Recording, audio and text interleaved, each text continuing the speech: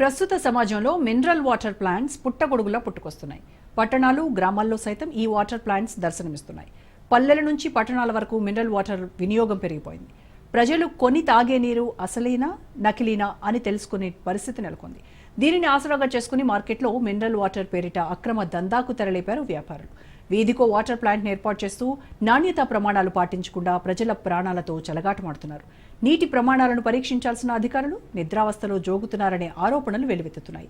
కృష్ణా జిల్లా పెనమలూరు నియోజకవర్గంలో అనుమతులు లేకుండా పుట్టగొడుగులా వెలిసిన వాటర్ ప్లాంట్స్పై రాజ్ న్యూస్ స్పెషల్ స్టోరీ.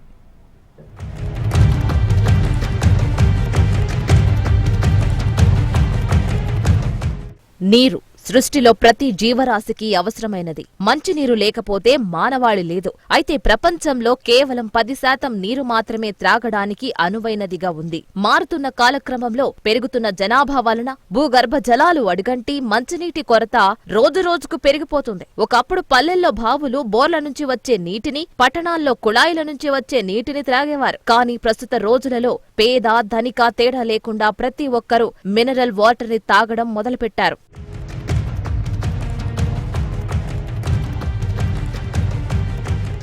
ప్రజల తాగునీటి అవసరాలను ఆదాయ వనరుగా మార్చుకున్న కొందరు వ్యాపారులు పుట్టగొడుగుల్లా వాటర్ ప్లాంట్స్ ను ఏర్పాటు చేశారు. కాసులకు కక్కుర్తిపడి కనీస ప్రమాణాలు పాటించకుండా వాటర్ ప్లాంట్స్ ను నిర్వహిస్తున్నారు. అధికారుల నుంచి ఎటువంటి అనుమతులు తీసుకోకుండా మినరల్ వాటర్ పేరుతో జనరల్ వాటర్ అమ్ముతూ జేబులు నింపుకుంటున్నారు. నేతి బీరకాయలో నెయ్యి ఎంత ఉంటుందో మినరల్ వాటర్ లో మినరల్ కూడా అంతే ఉంటుంది. అధికారుల పర్యవేక్షణ కరువవ్వడంతో మినరల్ వాటర్ ప్లాంట్స్ వ్యాపారం 3 పువ్వులు 6 కాయలు అన్నట్లుగా సాగుతోంది.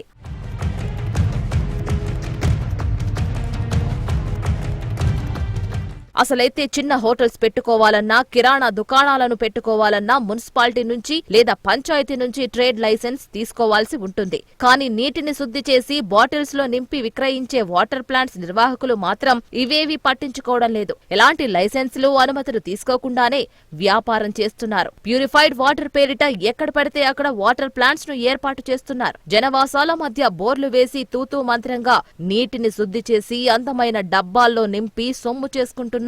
వారిని అడిగే నాదుడే కరువయ్యాడు. ఫలితంగా ప్రజలు రోగాల బారిన పడడమే కాకుండా లక్షల రూపాయలు ఆసుపత్రులకు చెల్లించాల్సిన పరిస్థితి.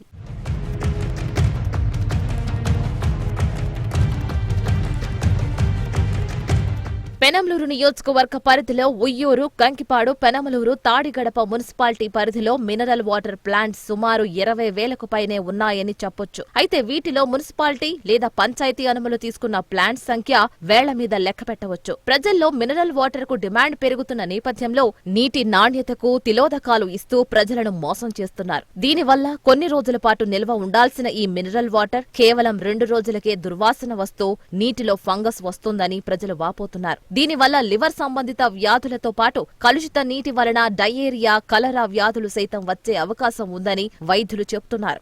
మినరల్ వాటర్ ఎక్కువగా కన్స్యూమ్ చేయటం ఈ దినాల్లో చాలా వరకు మనం గమనిస్తూ ఉన్నాం. బాడీలో కొన్ని మినరల్స్ డీరేంజ్ అయ్యే అవకాశం ఉంది, తేడా వస్తాయి. దానివలన కాల్షియము, మెగ్నీషియం తేడా వచ్చే అవకాశం ఉండి, తేడా రావడం వలన కిడ్నీ స్టోన్స్ రావడం, డయేరియా రావడం వంటి అనారోగ్య పరిస్థితి ఎదురవ్వచ్చు. అంతేకాకుండా ఈ మినరల్ వాటర్ ఎక్కువగా తీసుకోవటం వలన హార్మోనల్ ఇంబ్యాలెన్సెస్ కూడా వచ్చే ప్రమాదం చాలా మందిలో కనబడుతుంది. కొన్నిసార్లు సోడియం లెవెల్స్ బాగా ఎక్కువ అవుతాయి, దానివల్ల కూడా అనారోగ్య పరిస్థితులు ఎదురవుతాయి.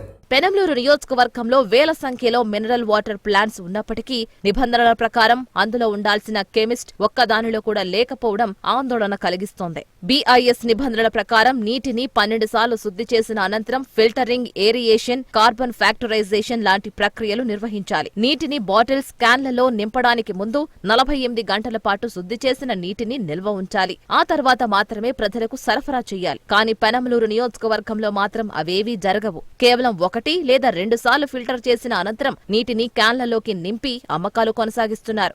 దీని వలన నీటిలో టీడీఎస్ స్థాయి పెరిగిపోయి ప్రజలకు దీర్ఘకాలంలో జీర్ణకోశ, ఊదర సంబంధ, కాలేయ సంబంధ వ్యాధుల బారిన పడే అవకాశం పుష్కలంగా కనిపిస్తుంది. ఎముకలు, పళ్లు కూడా తమ పటిష్టతను కోల్పోతాయని నిపుణులు చెబుతున్నారు. మరోపక్క వాటర్ ప్లాంట్స్ కు విద్యుత్ కనెక్షన్ ఇవ్వాలంటే panchayat permission, food licence, BIS revenue అనుమతులు ఉన్నాయో చూడాలి. కానీ మామూళ్ల రుచి మరిగిన అధికారులు ఇవేవీ పట్టించుకోకుండా అనధికారికంగా అనుమతులు ఇచ్చేస్తున్నారు. వాటర్ ప్లాంట్స్లో అవి తయారయ్యి ఆ వాటర్ ఇంటికి వస్తాయి. దాన్ని పరిశుభ్రంగా చూసుకోకుండా ఆ బాటిల్స్ కలుషితమై అందులో కలరా బ్యాక్టీరియా, తర్వాత మిగతా వైరస్లు చాలా ప్రబలుతున్నాయి. అండ్ ఈ పర్టికులర్ సమస్య ప్రతి ఒక్క ఊరిలో వాటర్ ప్లాంట్స్ విచ్చలవిడిగా పెట్టి దాన్ని సరిగ్గా మెయింటైన్ చేయకుండా, ఇంకా చాలా వరకు ఆ పరిశుభ్రత పాటించకుండా చేస్తున్నారు కాబట్టి ఇవన్నీ వస్తున్నాయి. ఇంకోటి మినరల్ క్వాంటిటీ తగ్గిపోవడం వల్ల బోన్ డెన్సిటీ తగ్గడము, పెద్దవాళ్లలో బోన్ ప్రాబ్లమ్స్ రావడము, తొందరగా ఆస్టియోఆర్థరైటిస్కి లోనవ్వడం ఇలా కూడా జరుగుతుంది. వాటర్ ప్లాంట్ సీజ్ చేయాలంటే ఆ అధికారం కేవలం ఆర్డీఓలకు మాత్రమే ఉంటుంది.